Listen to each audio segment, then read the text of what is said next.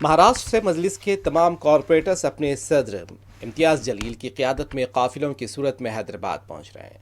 मुख्तलिफ अजला से भी कारकुनान की बड़ी तादाद दारुस्सलाम का रुख कर रही है। इम्तियाज़ जलील का कहना था कि यौम दारुस्सलाम के मौके पर महाराष्ट्र भर की म्यूनसिपल कॉरपोरेशन और बल्दियाती इदारों में मजलिस इत्तेहादुल मुस्लिमीन की कामयाबी का जश्न भी मनाया जा रहा है। हमारे तमाम कामयाब उम्मीदवारों, कॉरपोरेटर्स और काउंसलर्स का इस्तकबाल किया जाएगा। इम्तियाज़ जलील ने रैली में शरीक अफराद से नज़्म ज़ब्त बरकरार रखने की भी अपील की है। सलाम डे मनाया जाने वाला है। वैसे तो ये मार्च में होता है, लेकिन चूंकि रमज़ान का महीना आ रहा है तो इस वजह से उसे रमज़ान से पहले आयोजित किया गया है।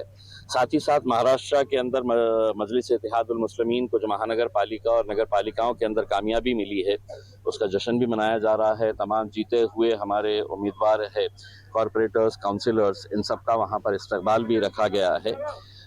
3 अलग अलग मुख्तलिफ जगहों से महाराष्ट्र के अंदर ये रैलीज निकाली जा रही है। एक औरंगाबाद से बीड़, उस्मानाबाद, नलदुर्ग होते हुए ये जहीराबाद से हैदराबाद पहुंचेगी, एक रैली का रूट है। दूसरी जो है वो कारंजा, वाशिम, आकोट, नांदेड़ होते हुए नांदेड़ से एक रैली निकलने वाली है। और तीसरी एक नागपुर से निकल रही है जो नागपुर से हैदराबाद पहुंचेगी। तो हमने लोगों की सहूलियत के लिए ये 3 अलग अलग मुख्तलिफ मुकाम रखे हैं, क्योंकि डिस्टेंसेस बहुत ज़्यादा होने की वजह से जिस किसी को जहाँ पर भी जैसा भी कन्वीनियंट होता है वो उस रैली के रूट के ऊपर जहाँ ज्वाइन करना चाहता है वहाँ पे ज्वाइन कर ले।